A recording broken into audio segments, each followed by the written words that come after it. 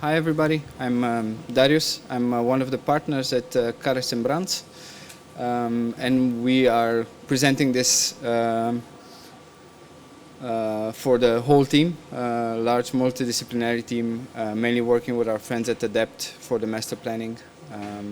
And our project is maybe a little bit different, a little bit less sort of architecturally sexy in a way. It's a little bit, different. It is basically it is Hamburg's second largest expansion ever, and it is its biggest undertaking in greenfield, let's say, development, which is quite a tough thing to do nowadays. And of course, if you look here, it is in the southeast of Hamburg. And of course everybody knows Hamburg because of Hafen City and its kind of iconic role for European harbor developments. It's almost been kind of an example that's been kind of obsessively replicated everywhere. But this has its challenges as well. I mean, it has a fantastic site. We wish we would have had this site. But it is a very expensive area. It is completely unaffordable for normal people to live in. So it is a fantastic urban planning project, less so livable city example in our experience, in our opinion, let's say. We were faced with this. So I was saying less sexy in a way. We were kind of grasping for context in this site, but at the same time, following the S-Bahn, it is 10 minutes from the city center. So it is a fantastic location to develop.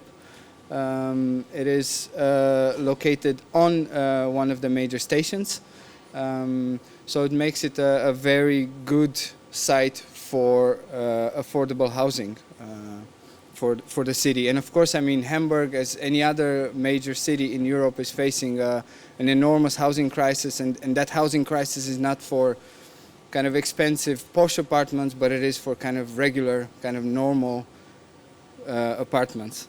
So our challenge here was like, what do we do here?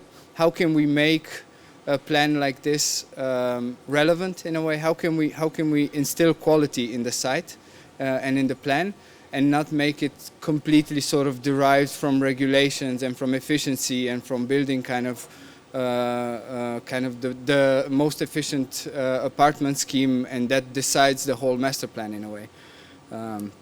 Because of course this site is, if you look around it, it's this city, Bergedorf, had its kind of 1960s development, 1970s development, 1980s island, 90s island, and they're all kind of statements of urban planning from their time in a way. So our question was like, are we now going to do like, are we preparing the kind of manifesto for 2030, or how are we going to approach this site? Or are we just going to try and kind of, let's say, build up and try to sort of stitch these loose islands together with the new development in a way. So completely going outside of the borders of our plan in a way. And at the same time, not think from architecture, but think from the public spaces, from the city life, and let that sort of define the sort of master plan framework and the rules of the plan. Which is very relevant for this site, and this whole part of Hamburg faces enormous challenges with soil, with water. Water is an extremely difficult issue to solve here, a very high water, underground water level with tough soil to build on. So our challenge was, and our idea was, we're going to build this from the DNA of the landscape. We're going to build this, I mean, we're landscape architects, we're Dutch, this was a polder. We're going to build this from the water up, in a way. You can see how it used to be. We're going to try and bring back sort of historical or cultural heritage lines from older water bodies in the site, and have those, say, we defined a completely integrated water system that captures, stores, reuses water, cleans water, and reuses it in the neighborhood, and at the same time, not just being an engineering solution, but adding quality to the city life. So every time on the streets, in the plazas, in the parks, it becomes an integrated part of the city life, and kind of an example of how you could do a climate adaptive city.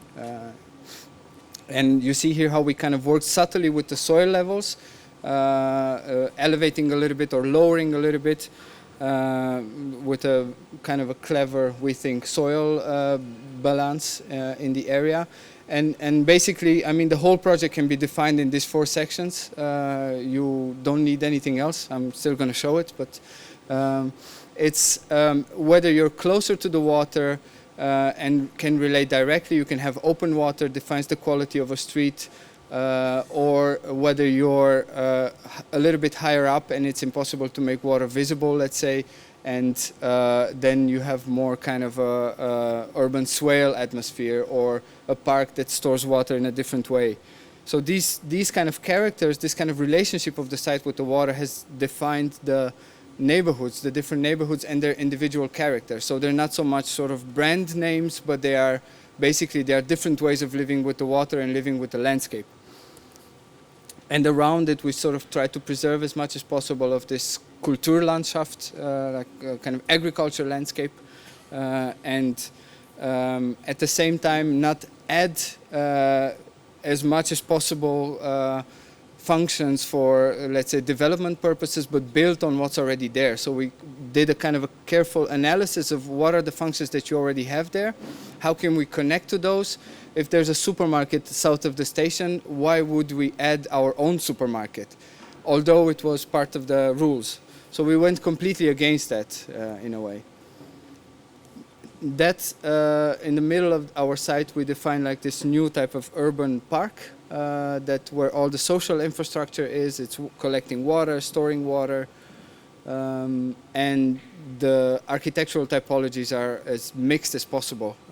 And this defines our plan, where we wanted the streets to be public spaces. So we said we are going to start with this. We're going to try and get the cars out. We defined almost like a daily urban system to interconnect, let's say, different flows in the city, get the cars out, prioritize bikes and pedestrians, and define the system of hubs that are not only in our site but also in the surroundings, where we can collect the cars and combine them, let's say, with additional functions for the city, and they become like smaller sub-centers.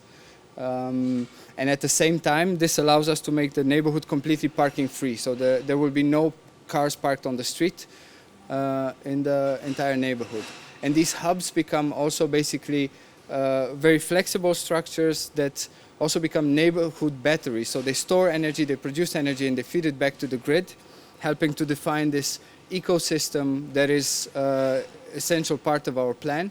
Where we have also basically kind of areas where we experiment with energy, different types of energy production, energy generation as part of the kind of urban ecosystem and urban life. Schools become incredibly self-sufficient.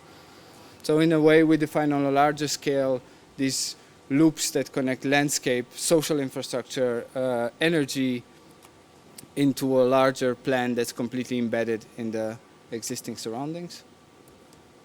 And this is how it looks like. This is how you go into the city. We went against the rules with building on the railway or next to the railway to ensure urbanity. Urban plazas that are comfortable spaces, but at the same time kind of smart energy ecosystems. The loops with its social infrastructure, kindergartens, streets as public spaces, water as a central quality, and links to the farming. And at the same time having water as the main quality of the surroundings as well, and water cleaning. And of course we won this project, and then we found out that everything was illegal, let's say. We couldn't build anything because of the regulation. And we are now in an intensive process, and that's the fantastic thing about it. That's maybe more the most important thing in our mind about it. We're in a process where we're basically adapting regulation. We said this is what we want to do. we're using this project as a pilot. We want quality. We don't want just standard kind of efficiency. We want streets for pedestrians, so that means that we need to come up with new regulations for how wide the street can be. We want these things are all being embedded in a new, and it has won. It's the first European site of its size to win to get a certification platinum from the DGMB. Thank you. Good, thank you.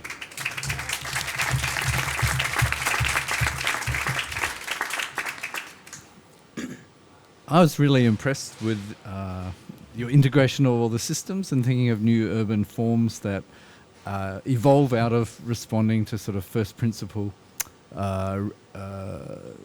reaction to what needs to be done. I'm curious with the architecture that you show, is that just for the purpose of illustrating the master plan, or are these forms and typologies part of the same exercise? They are, in a way, diversity of form and typologies is part of the exercise, and it's a crucial part of the strategy. The architecture itself is less, let's say, relevant to us, but the diversity in typology, which means different types of living, different types of community, different types of scales, that is crucial to the plan. Okay. Yeah. So we're not evaluating the building designs here. These are just to illustrate diversity of... Yes. Yeah. Okay.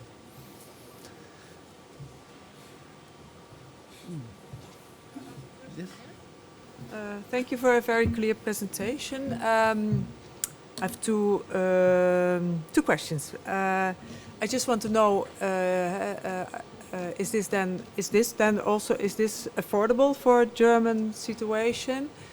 That I want to know. And also, I don't know. ADEPT, is that also Dutch, or is that? ADEPT is a Danish company, Danish Copenhagen. company. Yeah. Because I know how difficult it is to work in Germany because they have all these strict regulations, and I admire you that you go against or with them at the end, took them with you. So that was maybe I would say it's maybe also like a case of ignorance is bliss. So we based it. We didn't try to understand all the. This is the process we're in now, understanding the regulation in order to change them. But we just based it completely on what we thought is the best thing you could do here. And what's fantastic to us is that the client, and maybe they should be presenting this, they're completely supporting this. So it's been now approved in the Senate. There's no way back. We have to make it happen, which is... And the affordable housing, there's going to be a high percentage, around 45% is going to be social housing, but also mixed. So not just like social housing, but a mix of typologies. And a lot of working. So we just found out that University of Applied Sciences wants to move here and to develop its campus here. So we have now an assignment to integrate them, not build like a isolated campus, but basically integrate them in this new city life, and a lot of businesses and working places. So, can I chip, or do you want to go, Karen? That is a platform for my point actually, which is, gosh, it's difficult to do these projects. And, thank heavens for our professions, all of them, that can actually address these sort of issues. But you've been utterly persuasive on the application of intelligence to follow a theme through water, sustainability. I got it. Utterly persuasive there. The other side of it, of course, is the socio and the economic, and how you make that lot work. And that, the first one you can address. It's a problem, you can address it, you can solve it, you've done it. The second one has got to have in it future-proofing, because it's going to be evolving. You're now talking about the university being attracted there. Yeah. So what I'd like to know is, how do you see this framework that you're creating being loose enough to respond to an intensification when it comes? Yeah. So what we are basically doing is we're going to also develop in Germany they have what they call a Bay plan, which is this kind of zoning plan, which are very, very, very tough kind of documents and very kind of legislative. So we're going to try and experiment with that as well. We're going to do, instead of like regulating every single thing, we're going to do a new type of Bay plan, which is completely, it's for the whole site, and it's a lot more open, that has attached to it an ambition document. So we built in flexibility. We set ambitions. We have a strong framework for the plan and for what these buildings and typologies will allow, but we don't kind of lock everything. So it's going to be an experiment from kind of planning to legislation. Yeah, I just want to add to what Paul said. I think this image on the left, you've got that collective sense of people sitting. And I think that that's what, maybe I missed it on the overall planning, but I think that is the richness in this social, economic sort of environment that you're creating. And maybe this idea of a campus coming will really force you to think of other parcels of space in the urban plan. But it's a well thought through scheme. Thank you. Thank you. Yeah, I think it's really important because I think quite often we're all trapped in the regulations now, which were maybe generated 100 or 200 years ago responding to a problem then. We have a new problem now, and we do really need to rebuild, I think, a lot of the frameworks from the ground up to address it. So well done. What I love about the way he talks is he says, well, the regulations were too restrictive, so now we're changing the regulation. Great. You know, if I may, I would, if you haven't already done it, I'd urge you to go and look at the early work of London Docklands, where they had to do exactly this, and they actually managed to attract investment and excitement to the point that land values were going up before they'd even built on the grounds of proposals. And that generated a kind of critical tipping point where suddenly it had a viability. Thank you. Anyway, I will now present your award to you. Well done. Winner of Future Projects Master Planning.